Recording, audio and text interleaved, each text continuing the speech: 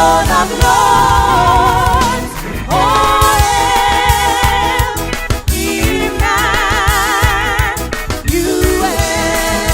Yes, so we will.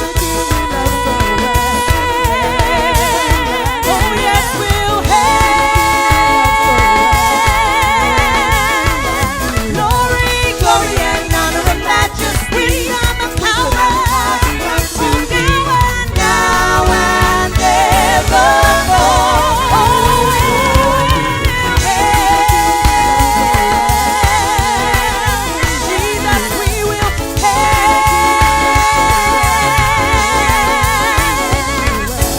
King of kings and Lord of lords.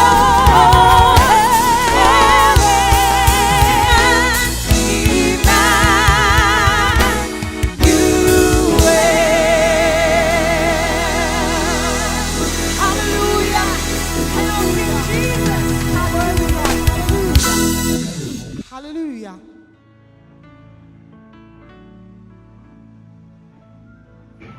Welcome once again to another week of Sunday Morning Reflections with me, Bishop Dexter Edmond. It's a great day to be alive and a great day to be worshiping the Lord Jesus Christ. And we're very grateful that you're here with us today. Let's open with a word of prayer. Father in heaven, we love you so very much and we appreciate you for your kindness, your love. You are precious to us. And I pray now, God, that as we start our day together in fellowship and praise, that you will bless our time. We want always to be pleasing in your sight. We ask these blessings and many more in Jesus' name.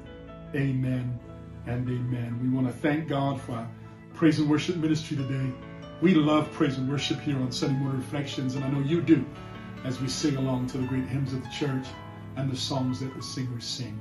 Our preacher today really needs no introduction. He is my brother.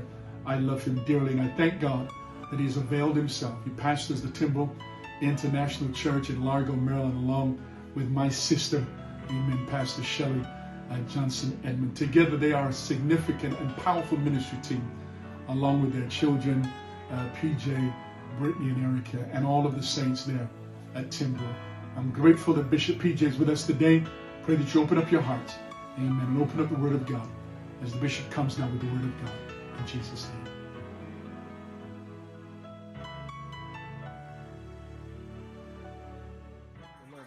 The Lord bless you. I want to greet you in the victorious, invincible, efficacious name of the Lord Jesus Christ. And it's just an honor for us to just be able to share one more day. I want to thank God for his goodness towards us in the land of the living. The psalmist declared, I would have fainted unless I had believed to see the goodness of the Lord in the land of the living. Then he goes on to instruct us that we should wait on the Lord.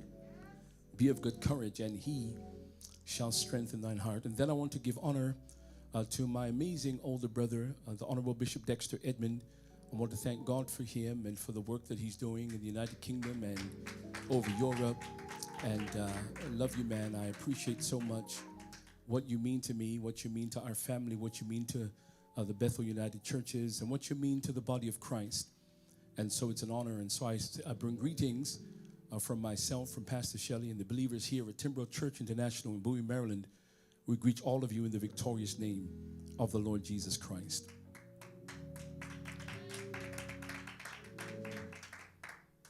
In the 42nd chapter of Job, there is one verse that I just want to lift as a word of encouragement, a word of revival. We have entered into a new era, and we need fresh instructions. We need new direction from the Lord, how to navigate. There was a word that navigated us through 2020. And I believe that God has a sure word, a confirmed word that will give guidance to us as we begin to lead God's people through another terrain, through another journey of what God has promised us. And simply in 42:10, hear the reading of the word of the Lord. And the Lord turned the captivity of Job even when he prayed for his friends. Also the Lord gave Job twice as much as he had before. Read 10 with me. And the Lord turned the captivity of Job when he prayed for his friends. Also, the Lord gave Job twice as much as he had before. I want you to just energize the worshiper you're with, teach somebody, and simply say to them, we come out better. That person wasn't excited enough. We're speaking a word of revival now. Will you testify to someone else and tell them we come out better? You may be seated in the power of the Lord. I would open by simply saying that it is often disconnected and disturbing the ways, the methods God uses to bring his will to pass in our lives. Oftentimes when we're trying to walk with God, we have a tendency to want to be certain about what it is that we're deciding to do. And as we approach this new year, oftentimes the unanswered questions of the last year still invade our minds as we begin to think about what is God, or what does God have in store for us this year. What is disturbing, as we're going to find out in this text, that God seems to disconnect his purpose from our path. Now, when it's in our path, it's quite understandable that it's conceivable and we can understand. But what happens when it seems as though the purpose is disconnected from our path? And oftentimes now we're searching for the method, we're searching for the ways in which God moves, and certainly his will is invariable. His will seems to be inconsistent, but somehow deep inside of all of us, we know that God is still in control and that God still has a plan for all of us. It's easy to look at the circumstances in which we face, and certainly never did we ever believe that we would ever come across such a situation as we're facing now. But as we say here, that Corona is in the land, but God has a plan. And our focus is the plan of God, not the situation that we're going through. But what often is disconcerting and certainly surprising is the combination, I would say, of eventualities and the sequence of events that God will employ to bring about his conclusion. We would like our walk to be linear. We would like our walk to be sequential. We would like our walk to be consecutive. But there are times that God will deviate even from what his proposed promises say to bring us through eventualities that we didn't see coming. And oftentimes, as the body of Christ, it is those environments, those times that seem to challenge us the most, when God seems to digress, or when God seems to divert, when God seems to detour our lives and bring us to something through a different way. Understand this, God is still bringing us to something, but he's bringing us a different way. And so understandably, we have to really rely on the conclusion that God is bringing. The writer here, the wisdom writer, the prophet said, let us hear the conclusion of the whole matter. And so what this stipulates is that God really works from the completed end, the finished premise of his will, and then he brings alignment to everything from the beginning to that point. In other words, Jesus did not have to die on Calvary to be a savior. Calvary was a finished work. It is a finished work. What God must now do is to bring us along, to align us with where we're going, even when it seems like we're out of step with him. In other words, God always speaks to us from the conclusion of the matter. He always speaks to us from the end of a process, never from the beginning. And when God speaks to us from the end, this is why there are times when we feel energized to worship, we feel energized to praise. This is an indication that God is sending you a signal from your future that things are about to turn on your behalf.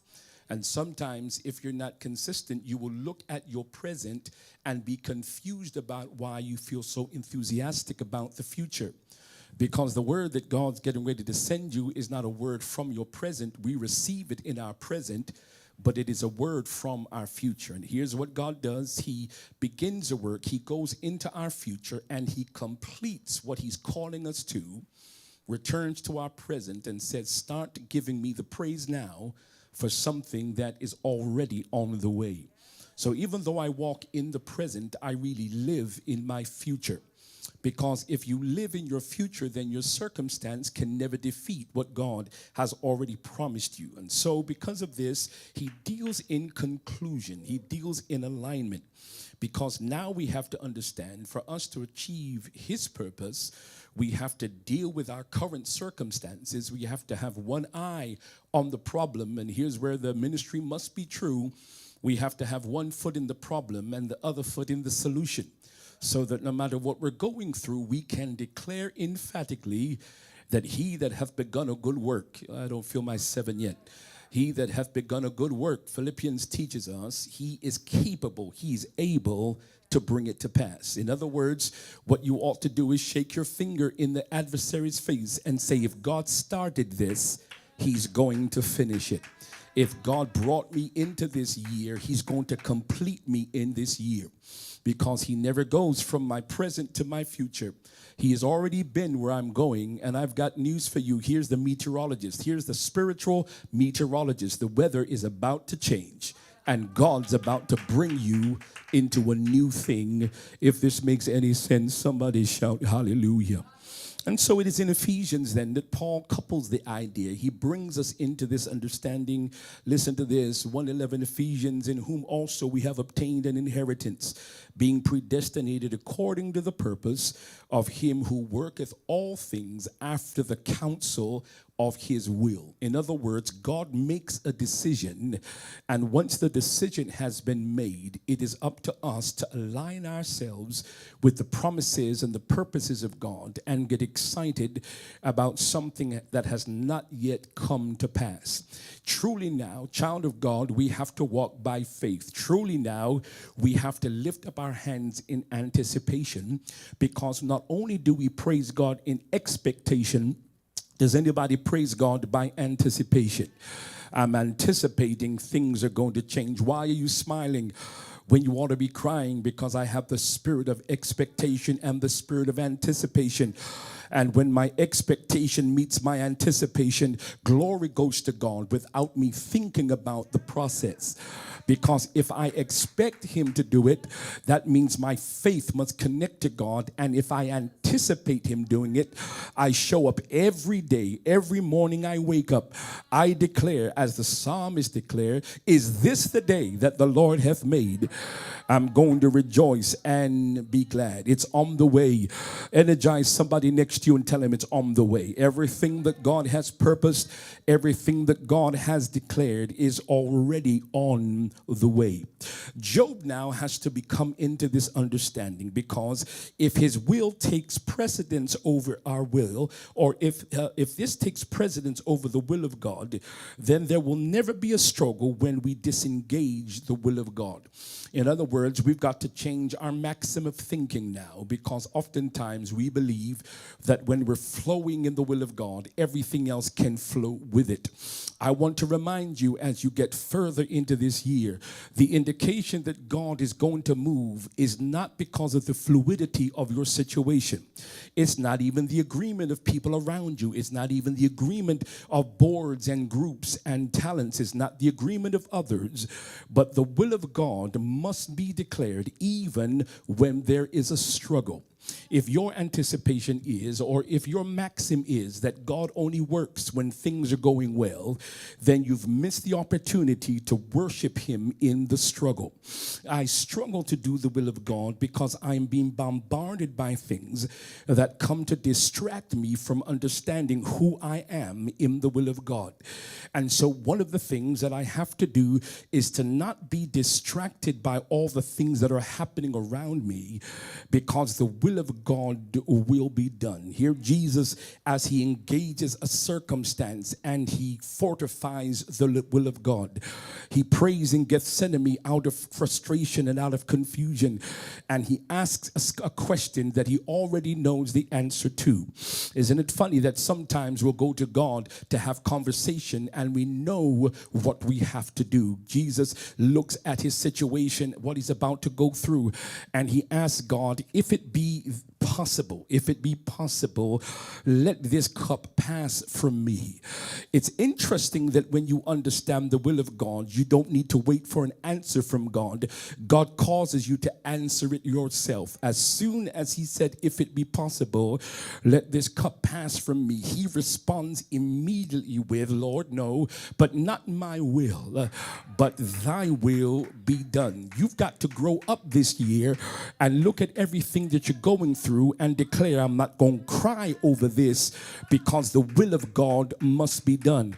I've got to wipe the tears from my eyes and believe that if God is for me, then who can be against me, even when I'm struggling? And Brother Job is going to teach us in a few moments what to do when you struggle. Wake up your neighbor, tell him what to do when you struggle. Okay? There is a path and a purpose, but the will of God must be done. Job now is caught in the standoff of will. On one side, trying to figure out his purpose, but on the other hand, trying to deal with what's happening in his life. He has to deal with contention. He has to deal with things falling out of his life. But this was truly a test that Job is getting ready to pass. He does not know now that what he has inside of him is capable of withstanding everything that the enemy will throw at him. I wonder, is there anybody this year that will believe that whatever comes in this year, God has given me what it takes to overcome and to be successful? In other words, the storms are not going to stop me from becoming what God would have me to be. In other words, the storms only make me believe greater that greatness is on the way. If you believe, somebody shout, I believe. I believe that it's not. We ought to use Satan as a barometer. In other words, when Satan begins to kick off, and when Satan begins to flare off, and when Satan begins to mess with our money and mess with our ministries and mess with our lives, that's not the time to give up hope that things are not getting ready to turn. In other words, the barometer says when Satan gets nervous, he gets anxious. And when he gets anxious, he begins to interfere in the people and the presence of God. That's my indication that God is about to move, because if he knows what's getting ready to come, and in order to dissuade me, to discourage me, to depress me from reaching for my revelation, he's going to interfere in my situation. But I hear Job crying aloud, saying, you can't make me block what God's getting ready to do, because though he slays me on one side, but that's not going to distract me. It's going to make me trust God all the more. In other words, the thing that the enemy sent to bring you into bondage, to bring you into captivity, all it does is stir up something else in your spirit to make you believe that God is going to bring it to pass. Job is caught. Smile at somebody, tell him, don't get caught. Don't get caught this year looking at the situation when the revelation is right in front of you. Don't get caught listening to others when the promises of God are already yours. Don't get caught looking at the milestones when God has brought you from a mighty long way. Don't get caught trying to figure out the next steps, when I believe that the steps of a righteous person, they are ordained, they're ordered by the Lord. You are ordained to handle it. I don't hear my 7 praises yet. You are ordained to come through it. You are ordained to grow through it. And when you understand that you're ordained, the trial did not ordain you, the God ordained you. And when you understand what time it is, you can be positive that everything is going to work out fine. I feel the spirit of revival coming to somebody today.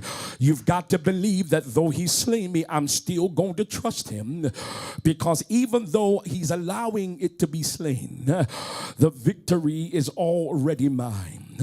So Job now has to understand that he's been brought into an arrangement. It's an arrangement that Job knows nothing about. In other words, God and Satan have had a conversation, and Job is the result of that conversation, the result of that meeting. And Job has not yet been brought into the picture as to what's getting ready to happen. Much like this pandemic, we were not brought into the conversation. God kept kept us outside of the conversation because he wants to test us. Do we believe that he's still God even when we're caught by surprise? Do we believe that he's still Jehovah Jireh even when I'm pressed on every side? Do we believe that God is still going to make true his promises even when we understand that greater is on the way? Make the devil nervous. Lift your hand and say, greater is on the way. I know it's on the way because things are getting crazy. I know it's on the way because Satan is buffeting. I know it's on the way because I don't feel like moving outside of where I'm going through. But I must know that there is an arrangement. And what will frustrate the adversary is when you can look at your life and still lean on the arrangement of God. That somehow God's going to bless me through this. Somehow God's going to keep me through this. Somehow God's going to make me better through this. Somehow God's going to bring me to another level through this. I don't know how it's going to happen. But then you forgot, I wish the ancestral church was here. They would say, my hope is built on nothing less than Jesus' blood and righteousness. I'm built on something that cannot move me. You can move my joy, but you can't move my hope. You can move my excitement, but you can't move my revelation. Something is holding me together even when everything around me seems to be losing sight. And the fact is, I've got an arrangement with God that I don't even know about. But God's getting ready to bring me in. I wonder, can I talk like I feel? Smile at someone saying, God's getting ready to bring you in. You're outside of the boardroom, confused about your life. You're outside of the boardroom, confused about how God is going to do what he promised. But God is getting ready to open the door and say, come into my promises. Come into my declaration. Come into the prophetic order. I've kept you outside long enough. I'm tired of being outside looking in. But God's getting ready to give you a look in. Touch your neighbor, tell him God's going to give you a look in. You've been frustrated how he's going to bring it to pass. But I feel God beginning to shift the arrangement for me to get ready to come. But Job is brought into an arrangement. God enters into Satan. God opens the conversation with Satan and says, hast thou considered my servant Job? Notice here, and I know I'm running out of time, but notice here, Satan was not concerned about Job because according to Peter, he's like a roaring lion going to and fro in the earth, seeking who he may mess with, who he may devour. Satan didn't have his eye on Job, but the hand of God was on Job. And what God knew was that any person I have my hand on, can nothing happen to that I do not allow.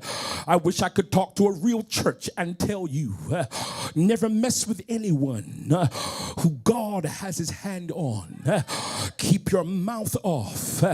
I don't hear nobody yet. Keep your mouth off who God has his hand on.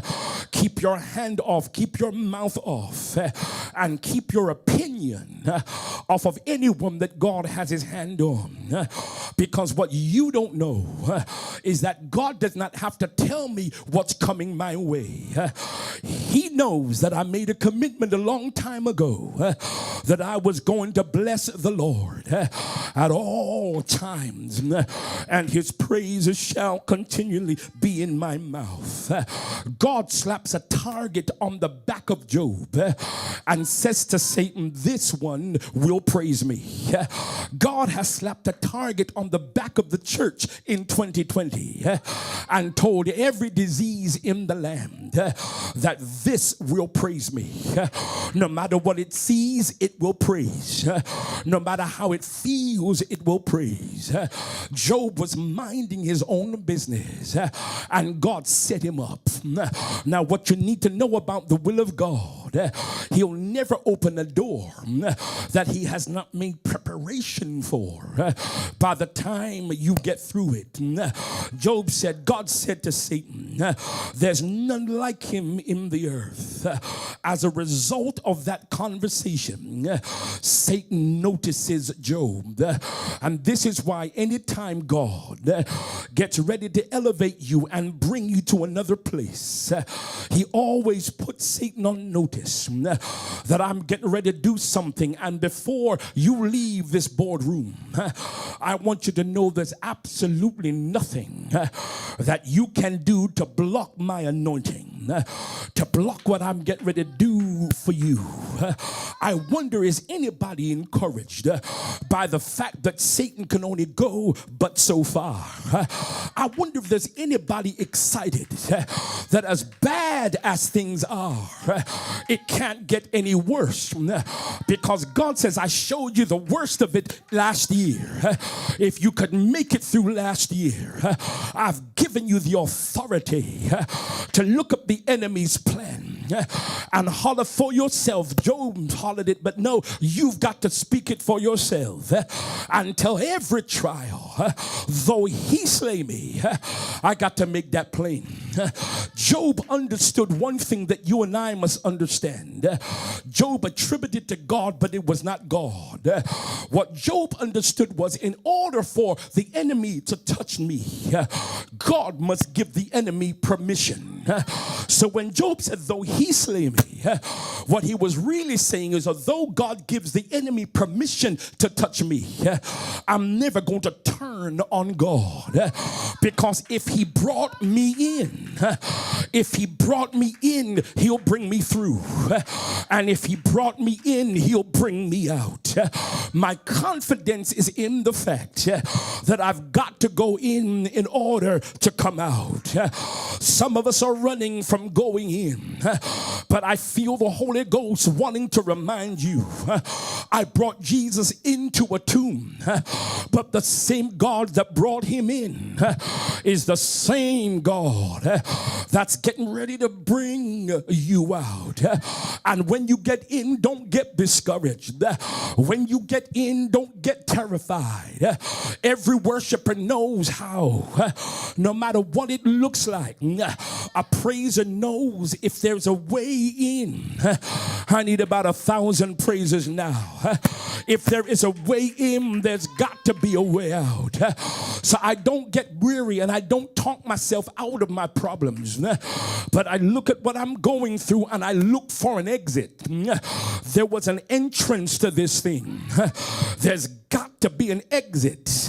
So what the worshiper does is knock on every door until the door for your deliverance opens. Knock on every door until God begins to bring you to where you need to be. I'm almost out of time, but give your neighbor a high five and tell him, knock on the door until your healing shows up. Knock on the door until your ministry comes back to life.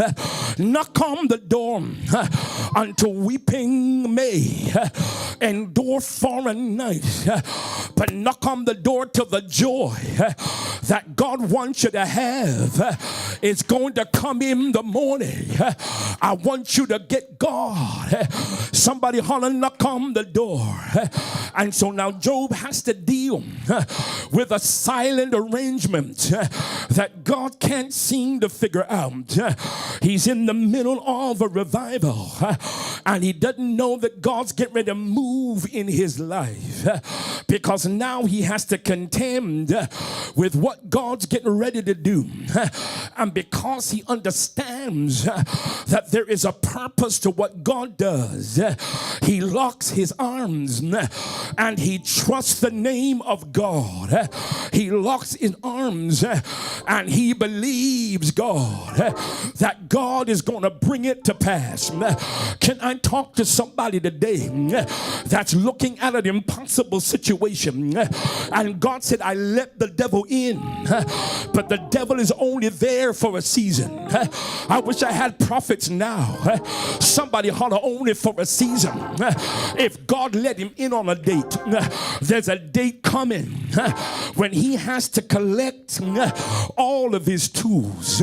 He has to collect all of his lies.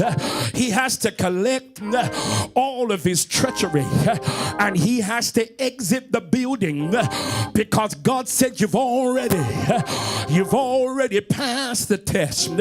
Because I thought I wasn't gonna make it, but I found out in the middle of a struggle that God's better to me than I could ever be to myself. I've got to close here, but somebody lift your hands and say, we coming out better. We coming out better. I need you to believe that God wants you to recognize it's a test of math. It's not a test of your faith. It's a test of your economy that God wanted. Hear the conclusion of the whole matter. God wanted to bless Job.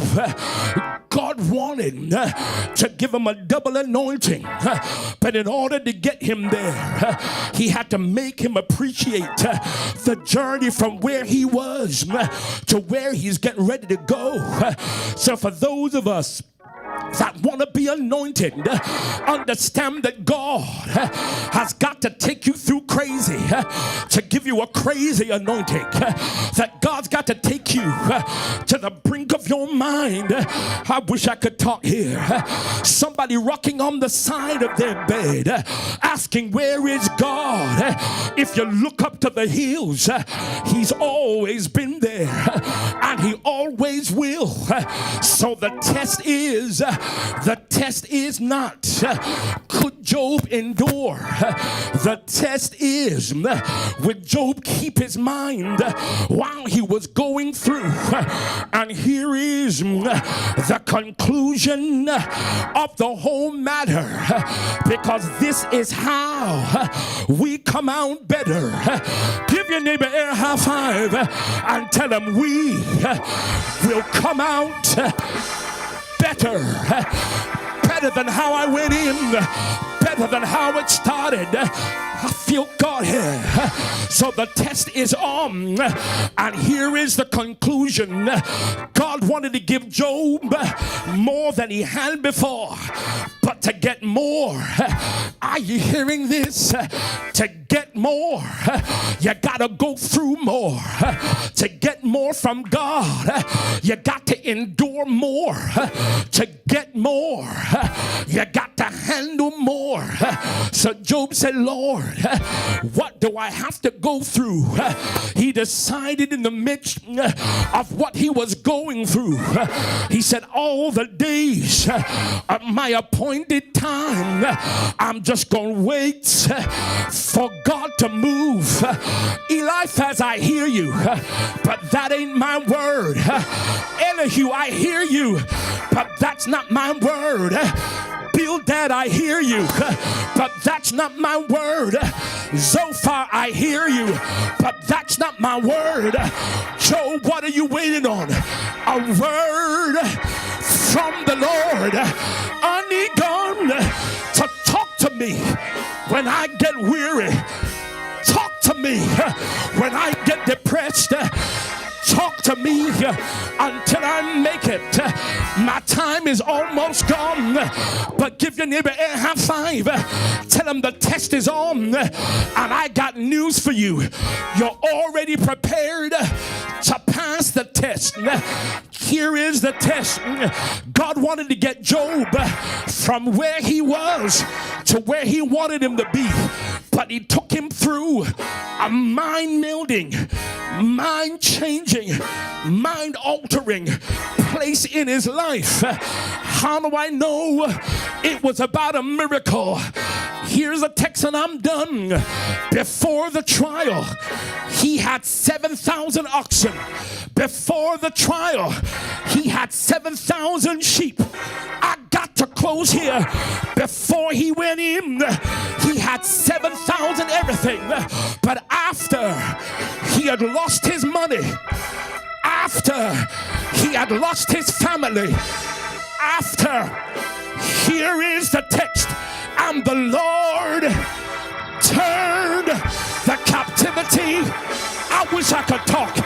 It's turning when you're crying. It's turning when you're bleeding. It's turning when you're losing your mind. It's turning. I wish I could talk. Give your neighbor a high five. Tell him it's turning. The captivity. It's turning when he prayed, when he stopped complaining. Can I give you the text? It turned when he prayed. It turned when he prayed, when he stopped complaining, when he stopped fussing, when he stopped backbiting. It turned when he prayed for those who didn't understand him. And here it is. And the Lord gave Job twice as much as he had before. I wish I could talk. Look at your neighbor. Tell him you coming out better. You're coming out stronger. You're coming out more anointed. You went in weak, but you're coming out with power. Because before Job had 7,000. Y'all don't hear what I'm saying. I gotta make this relevant. Before he went in, Job had 7,000 pounds in the bank. Job had 7,000 euro in the bank. Job had 7,000 denaro in the bank. Job had 7,000 sterling in the bank. But when God turned it, he ended up with twice as much. I went in with 7,000, came out with a double anointing, with a double power. Coming out, we gonna come out better. Lift your hands and holler better. Better, better, better. Better, better, better. Better days. Better days. I wish I could preach. I hear my daddy preach. Better days are coming by and by. When I reach that city in the sky, open your mouth and holler better. Prophesy better. Better in your church. Better in the organization. Better in your house. Better in the world. Better, better, better. Better, better, better. I praise him because better days. Better days. Somebody holler. Better days. I'm coming out better. Somebody open your mouth. Give him a better praise. Give him a better praise. Give him a better praise. Give him a better. You coming out better. Let every demon know I'm coming out better. Wave your arms. You coming out better. Shout for joy. You coming out better. Give him the glory. You coming out better. Praise him. You coming.